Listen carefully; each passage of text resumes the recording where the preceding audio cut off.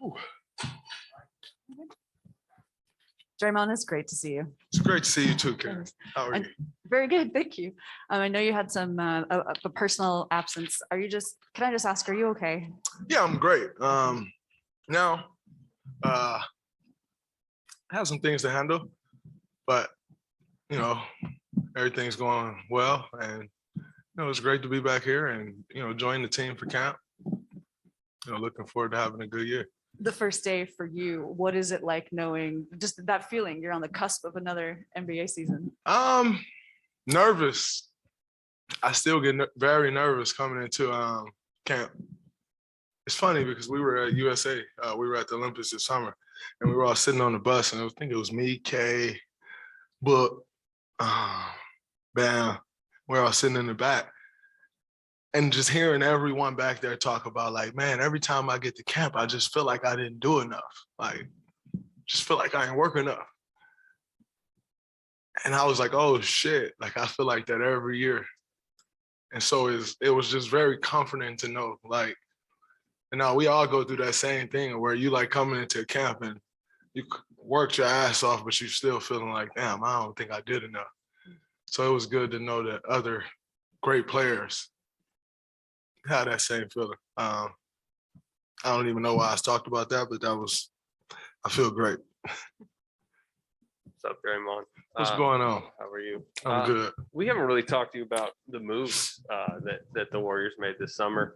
What did you just think about the plan that they enacted, which is drafted the lottery picks, and they're clearly trying to win now, but also kind of develop the layer of players under you guys? I think, that's the plan. So regardless of what I may think about it or what anyone may think about it, that's kind of the route we're taking. And, in the position that I'm in, you just have to, do all that you can to make it a success. I don't think, we historically, we have not seen that work where you kind of got a mix of old, I wouldn't say any of us are old, but older. Andre's old as shit, actually. But, a mixture of, experience and hardly any experience. Historically, I think in just being a fan of the NBA, I can't recall the last time you've seen someone have success with that. But in saying that, that's our situation. And so you do what you got to do to make that situation work. And so that's where we are. At the end of the day, as a player, you don't make those decisions. You go play, and so you control what you can control. And so that's where I am. That's where I know Steph is, and Clay's in a totally different place. He is solely focused on getting back and trying to come back the best player that he can be. And so now it's on, the challenge is on us as leaders to drag the young guys along, to try to show them the way, to try to get them up to speed as fast as you can. And, it'll be a bunch of trial and error, I'm sure. You got guys who got to learn on the fly. And then you got guys like Jordan Poole, who's, played a couple years. And, you really saw the game slow down for him last year. So you hope he can take another step, which I have no doubt that he will. As I've said a million times, he's one of the hardest working kids I've ever seen. He's not a kid anymore, but young guy. Works extremely hard, always in the gym. And so you hope and believe that he will take that next step. You got Juan, who's like an older young guy. I wouldn't say old, he's 27, 28. So not old, but a little older for a guy that's in his second or third year, whatever it counts as, but doesn't play young. You got Loon, who's feels like he's just as experienced as I am. And so you got that mix, and, you just go along and try to figure it out as you go. And then I think the pieces that we added in Otto, in Belly, those are guys who's been in the league for a while. And so you add experience there. And then, as I spoke on bringing old man Andre back, I think helps everybody, because when he's on the floor, even talking to Bam this summer, he's like, man, when I'm on the floor with Andre, it's just so easy. Like he makes the game easier for everybody. So, I think we have pretty good balance of young and experience, and you just try to bring it all together and make it work. Coach Kerr said that you got your physical body assessment and jump right into drills. You wasn't even sure if you were supposed to do that for the live stuff, but how excited were you to get back on the floor? I was extremely excited. I definitely snuck into the live. They thought I wasn't. Tried to tell me before practice, no lie. They even didn't tape me, expecting I wasn't going live, but it was great. My team won a few games, so that was good. But no, it felt great to be out there. I mean, I haven't just been sitting around, I've still been working and trying to make sure I come in ready, close to ready to go. So today was good. I felt great out there. It's good to be out there with the guys. Everybody always say, you get your off season, man, you get to relax. I feel busier in the off season than I do in the season. So, it's kind of good to get back and you just got that structure and kind of know where you're going to be every day and doing that. So it was exciting for me.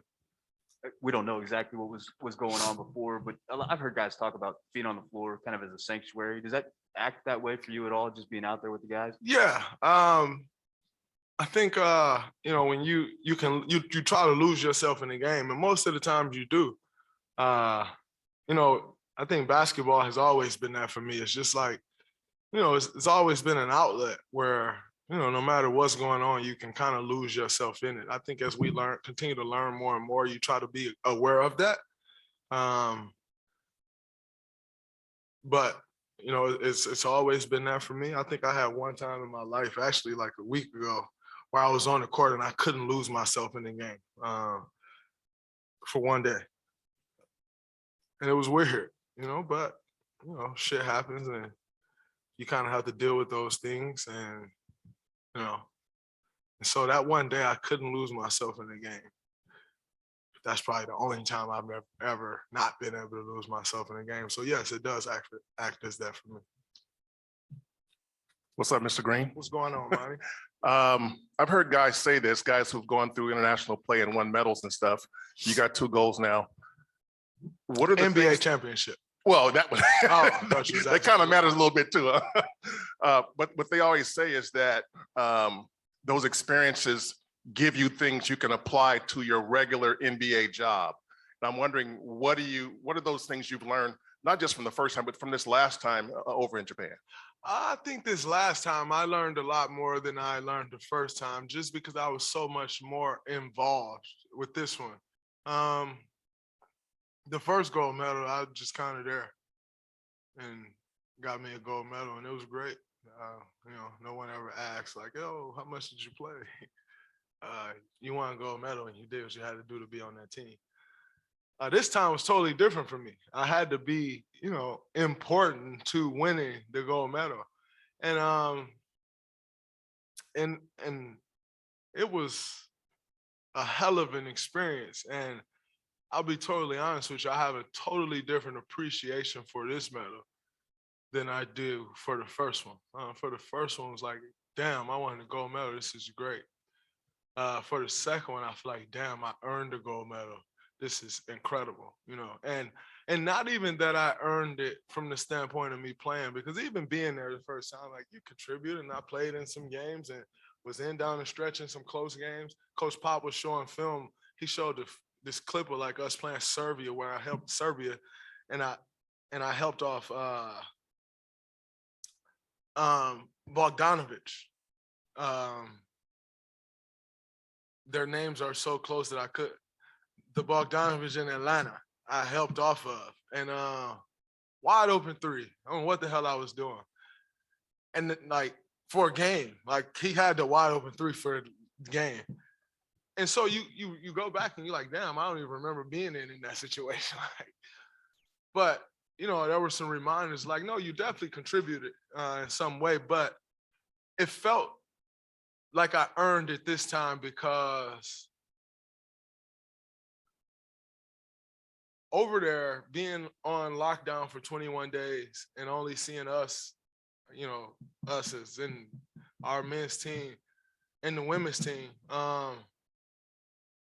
we created a bond. We all bonded together, and we had to, because A, you're just stuck together.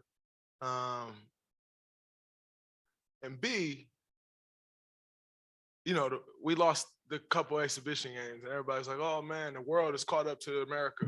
Like, it's no longer Team USA. Everybody's caught up." And then the women go lose it a couple exhibition games. It's like, "Oh, everybody caught up to them too." And so you go over there, and then we lose the first game going over. And no one talks about Drew Holiday, who happened to be one of the most important pieces on that team, not being there. Devin Booker, who is extremely important to what we were doing over there, not being there. Chris Middleton, who helped shore up that second unit, not being there. And then them coming in the day of the game, not sleeping, and then us playing and just throwing them out there. Drew ended up playing 29 minutes, I think, that game. The game's only 40 minutes. Coming off a 16-hour, 13-hour flight, never having practiced together, none of that. And we lose barely. And everybody's like, "Oh man, they're toast." And even if you turned on like American sports talk shows, I mean, everybody's shitting on us, and so it felt like us against the world, literally, not like us against the rest of the world, us against the world, including here, that's how it felt. And, everybody wants to see us lose. And so because of that, like, I'm not gonna lie to you, that shit was hard. Like, it was hard for us to win that medal. Like, we had to really fucking win it. Like, it was tough. And so because of that, it just felt like I felt so accomplished in doing it. And we felt so accomplished in doing it. And, to lose in the world championships, a few years before, 2 years prior to that, you got teams coming in thinking, "Oh man, we can beat them." No, the fuck you can't. Like, you can't. And that's how we felt, but no one else felt that way. And so to actually go accomplish it, it was a very special feeling. Like, it honestly, you couldn't have told me that wasn't my first time winning a gold medal. And that one, winning that one actually felt like accomplishing an NBA championship to me. Like, the first one didn't, but that one did. It was very special. So long story short, every experience is something you can learn from. 100%. Okay. I learned a ton from this experience. It was great. And I think I grew as a player. I think I grew as a leader. And I think I grew as a man in that situation. Follow-up question is totally different though. How do you straddle that line between, letting Andrew have his personal space and also knowing that what his absence might do to the team situation? That would be like Andrew, who, as everyone know, previously just had a kid, maybe, I don't know, 5 months ago or so now. That would be like me telling him, like, "Yo, your wife is going into labor. How dare you leave this team and not go tend to your wife?" For what that could mean for this team. That's something that's personal to him. That's health related. That's, something that's personal to his family. This is no different. This is, we're dealing with something that to me feels like has turned into a political war. When you're talking about a vaccination and non-vaccinated, I think it's become very political. And for someone who's not extremely into politics, when you make something so political and not everyone is into politics, then you can also turn those people off, and I think there is something to be said for people's concern about something that's being pressed so hard. Like, why are you pressing this so hard? Like, so much, you're just pressing and pressing and pressing. I think you have to honor people's feelings and their own personal beliefs. And I think that's been lost when it comes to vaccinated and non-vaccinated. And it kind of sucks that that's been lost, because you're essentially not giving anyone, you say we live in a land of the free. Well, you're not giving anyone freedom because you're making people do something essentially, without necessarily making them, you're making them do something. And that goes against everything that America stands for, or supposedly stands for. And so I don't think, no, I know I'm not in any position to go tell him what he should or should not be doing. And as a leader of this team, I'm not going to go to him and say, hey, man, we really need, no, the hell, you do what you feel you want to do. That has nothing. I'm not going to go and ask him, did he get a polio vaccine? So why would I go ask him if he got a COVID vaccine? I remember the days when your medical history was private. I remember those days. I ain't that young to where I don't remember your medical history being private. And I also remember the days when you're voting, who you voted for was private. Your choice on whether you were Democratic or Republican was private. I remember growing up and asking my grandma, who you vote for? And boy, don't ask me who I voted for. Like, are you crazy? I remember those days, and it's not so much like that anymore, so I'm a little old school. I think, we get away from some things as a country, as a whole, as a whole being of humans. We always think we're doing better and you're getting better. And sometimes when you think you're doing and getting better, certain things get lost. And I think medical history right now is one of those things that's been lost.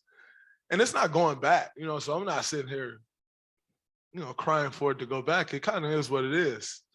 But I said all of that to say it's not my place nor my business on whether he gets vaccinated or not, or who else is vaccinated, or if you're vaccinated and I'm not, or if he isn't and she is. That's none of my business. And I think, people in this world could do themselves a great deal if they actually took that approach as well, because it's your own personal choice at the end of the day, what you do with your body. And, it's not my place to tell him what he should or shouldn't do with his. Like, that's because he's not going to come tell me what I should do with my body. And, so just because I am a leader of this team, don't give me the right to go tell him what to do with his. That's his personal choice. On a totally different note, you touched on the challenge of kind of merging the older group, the older guard, and the younger guys. You've always said the expectation here is the championship every year. Do you believe heading into this year, knowing the roster makeup and the differences between the older guys and the younger guys and trying to get them to grow during the year, that it is a realistic expectation going into the year that a championship is possible? Is it a realistic expectation? There's always a realistic expectation of mine because it's something that I can control. I can control what I get out there on the court and do. And I'm always of the belief that if I go out there and I play great, I can give us a chance to be great. And so, is it a realistic expectation? I don't know. But is it my expectation? Absolutely. That's, you go find me the loser that don't believe coming into the season that they can win. You found yourself the guy who you was looking for if you're looking for a loser. So it's always my expectation. Is it realistic? I don't know. That's for you to decide. But it is my expectation. You made some headlines this summer with a podcast comment with the Durant podcast, kind of blaming Joe or Bob and Steve for the Durant situation. In your opinion, how is that relationship right now with you Bob, you Steve, and you, and just management in general?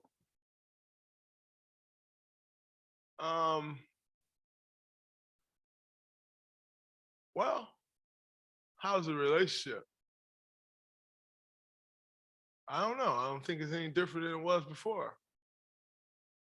As far as blaming someone,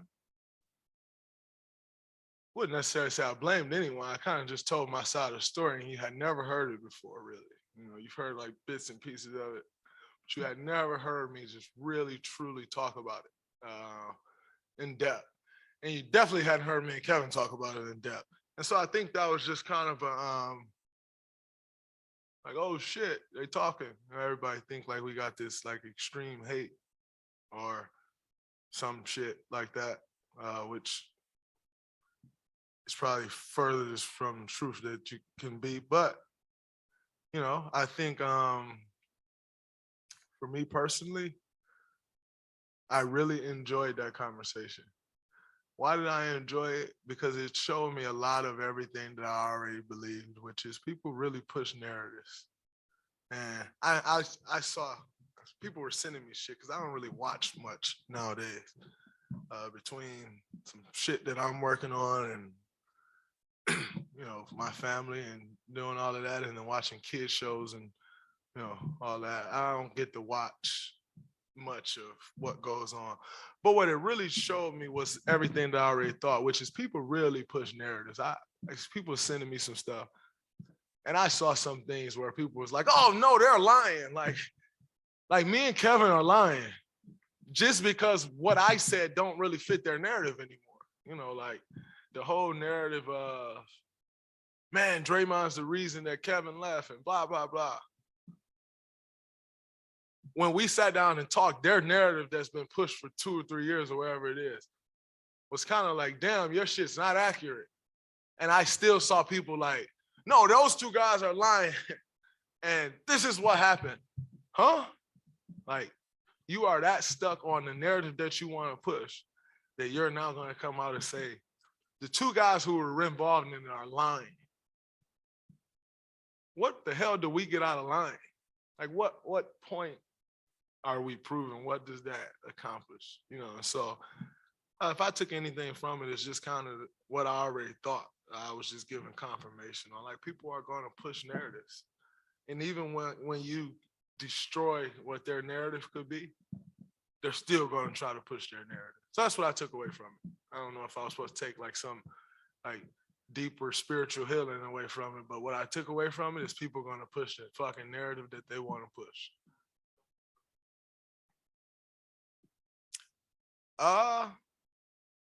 Why would it?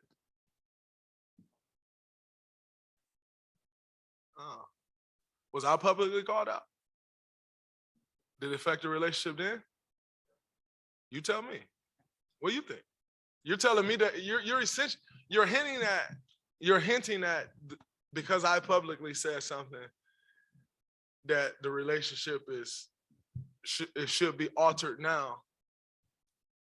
But if that is the case, but then when I publicly was called out, the relationship should have been altered then too, right? I think it was at the time.